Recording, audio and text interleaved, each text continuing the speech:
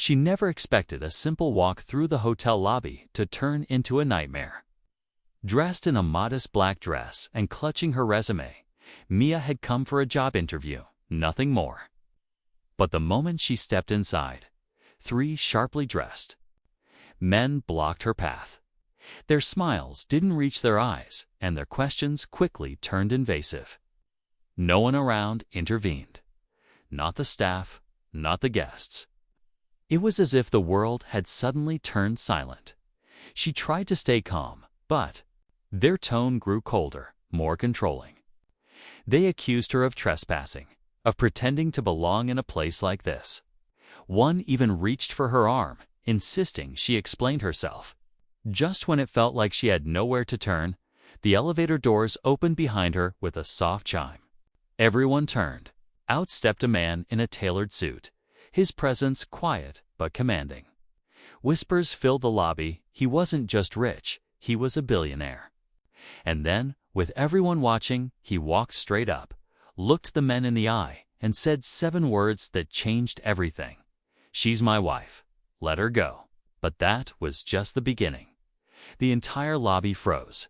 The 3 men who had moments ago acted so sure of themselves now stood speechless. Mia stared at the billionaire, unsure whether to feel shocked, confused, or relieved. She didn't even know his name. She had never seen him before in her life. But there he was, standing between her and the men like a silent shield. The tension didn't disappear. If anything, it thickened. One of the men stammered, "Your wife?" trying to piece together what was happening.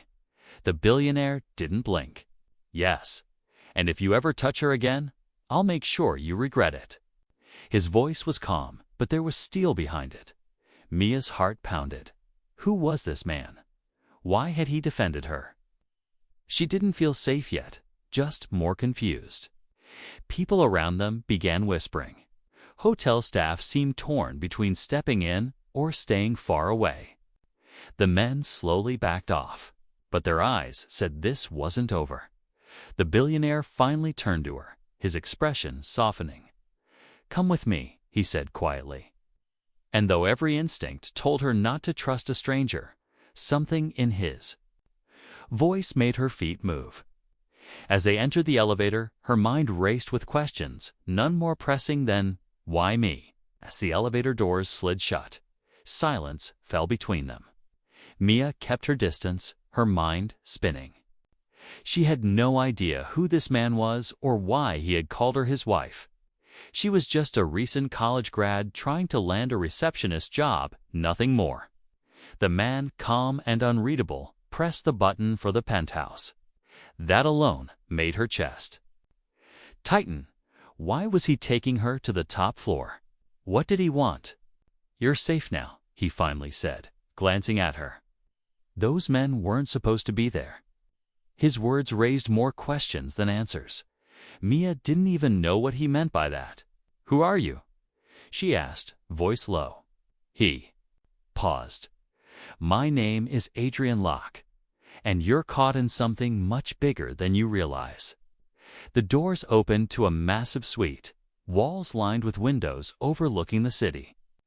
Mia hesitated before stepping out. Adrian motioned her inside, assuring her no one else was there.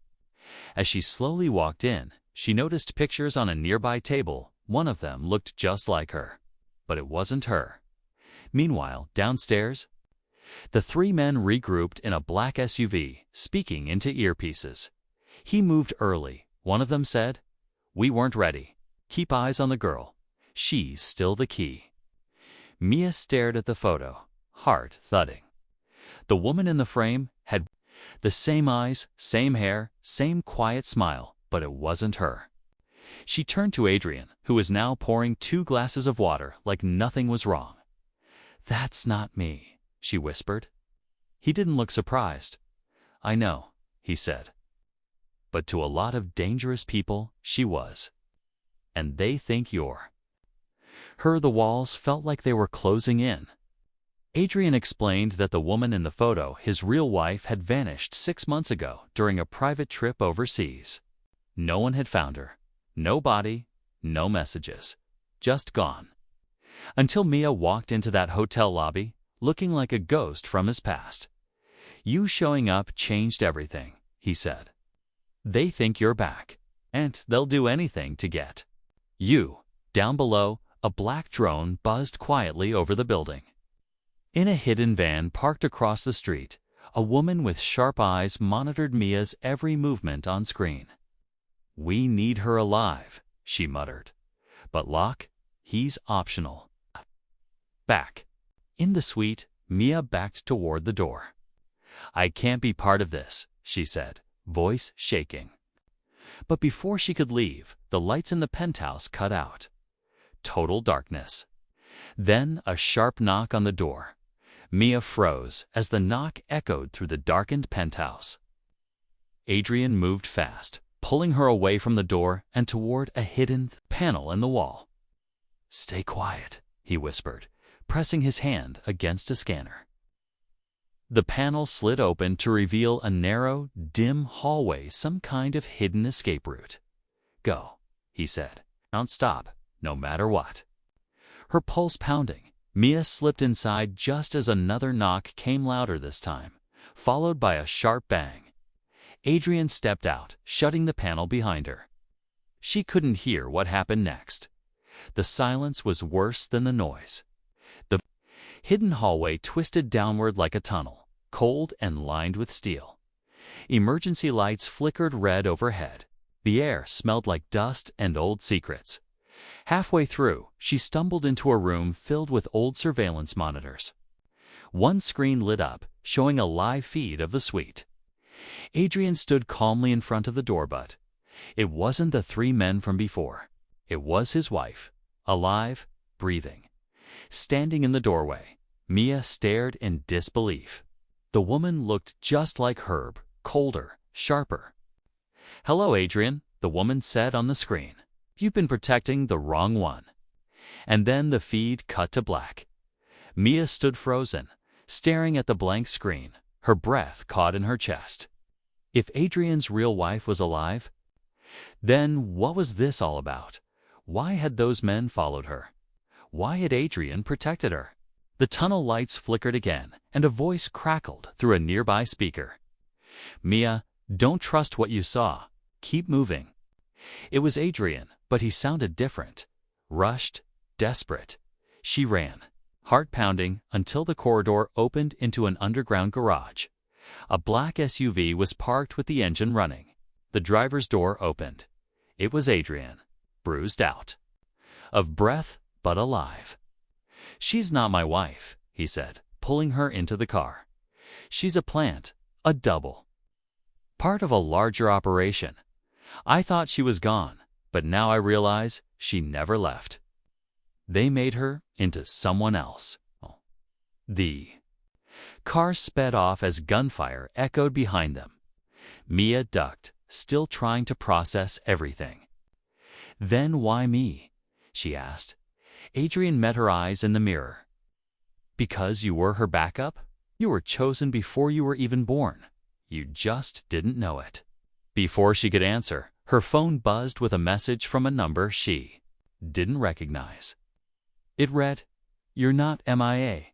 Not really." Mia stared at the message, her hands trembling. "You're not MIA. Not really." She turned to Adrian, panic rising in her chest. He nodded slowly, as if he'd been expecting this. "You were part of a classified identity program," he said. "They created doubles-perfect lookalikes for high-risk assets. You were one of them.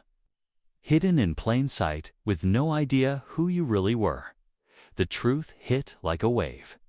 Her childhood, her memories, they were real, but built on something deeper, something designed. The woman in the penthouse wasn't just a threat, she was living the life Mia was meant to lead. And Adrian had been caught between both versions, trying to protect the one who still had a chance to choose. By morning, the danger was gone. The agency tracking Mia had vanished, and Adrian arranged for her to disappear again, this time on her terms. She walked away from the mansion, from the secrets, from the life she never asked for.